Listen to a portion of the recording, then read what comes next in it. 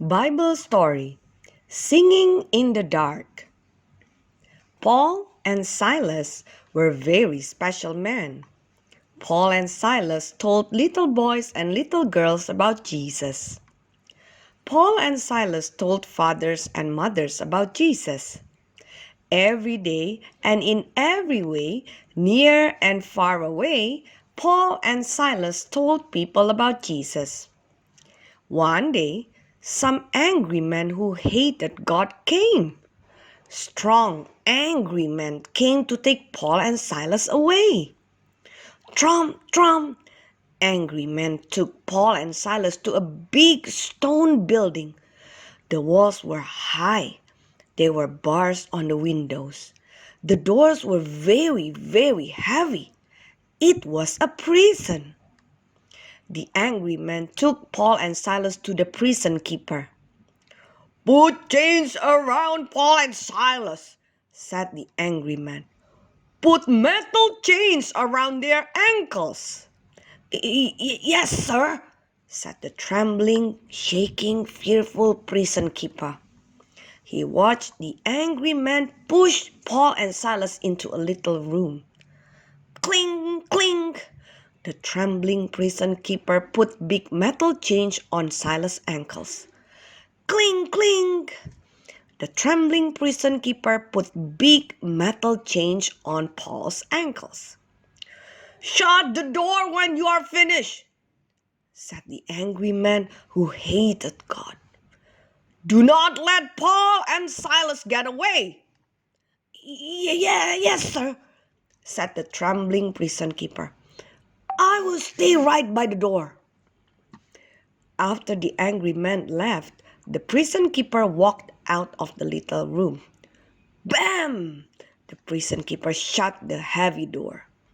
Paul and Silas were trapped. They could not run away in their chains. Paul and Silas could not even stand up. They had to sit on the cold stone floor. As Paul and Silas sat on the floor, it got darker and darker. Day was almost gone. Night was coming. Paul and Silas shivered. "It is cold," said Paul as he rubbed his hands together. Silas yawned. "Maybe we better get some sleep," said Silas. Paul and Silas huddled together. They closed their eyes. Drip, drip. Paul and Silas could hear little drops of water leaking from the ceiling. Scratch, scratch. Paul and Silas could hear a tiny mouse searching for crumbs to eat. Soon it was midnight, the middle of the night. Paul and Silas were still awake. "I cannot sleep," said Paul as he sat up. "I cannot sleep either," said Silas. Paul and Silas sat in the darkness. They were very, very cold. They were very, very tired. "Oh, what shall we do?" asked Silas. "All these sounds are keeping us awake. The cold is keeping us from being warm. High walls and strong chains are keeping us from going home." "Nothing can keep us from being happy," said Paul, smiling. Paul leaned back against the wall. Paul started to sing because he loved God. Suddenly, Silas smiled. Silas started to sing too.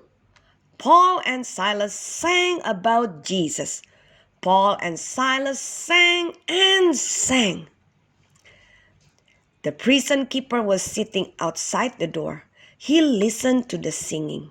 The prison keeper listened to the songs about Jesus. "I love you, Jesus, deep down in my heart." "I would like to know more about Jesus," thought the prison keeper as he rested his head against the wall. "I would like to know more about..." The prison keeper fell fast asleep. Paul and Silas kept on singing. God is so good. God is so good, said Silas when he stopped to catch his breath. Yes, God is so good, agreed Paul. Let's sing another song. As Paul and Silas began to sing, something very unusual happened. Rumble, rumble! The ground began to shake. It shook like jelly. It shook like pudding. God made an earthquake to help Paul and Silas. Clunk, bump! The walls began to crack. The door to the little room fell open. Whoop, whack! The thick metal chain of Paul's feet broke. The chain fell right off. Whoop, whack! The thick metal chain on Silas' feet broke too.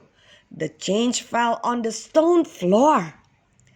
God had set Paul and Silas free. The prison keeper woke up. He jumped to his feet. The prison doors were open. Oh no, said the prison keeper. The man must have run away. Paul and Silas must be gone. The prison keeper trembled. Now he would be in trouble. Don't worry, called Paul from the little room. We are still here. The prison keeper was surprised. Paul and Silas had not run away. Paul and Silas must be very brave, thought the prison keeper. They sing about Jesus in the dark. They do not run away when the earth shakes. Quickly, the prison keeper ran into the little room where Paul and Silas sat. Jesus must be wonderful, said the prison keeper. What must I do to know Jesus? What must I do to belong to God? Paul and Silas told the prison keeper all about Jesus. The prison keeper was so happy that he took Paul and Silas to his home. I want my family to hear about Jesus too, said the prison keeper. I want my family to belong to God. Paul and Silas told the prison keeper's family all about Jesus. The prison keeper's wife listened.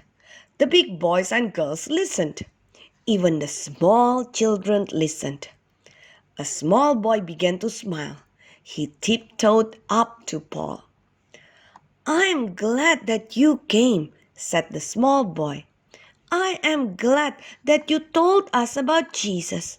I'm glad that we can belong to God. Paul smiled. Silas smiled. The prison keeper and his family smiled too. Jesus is very wonderful, said Paul. We must tell everyone about Jesus. We want them to love God too.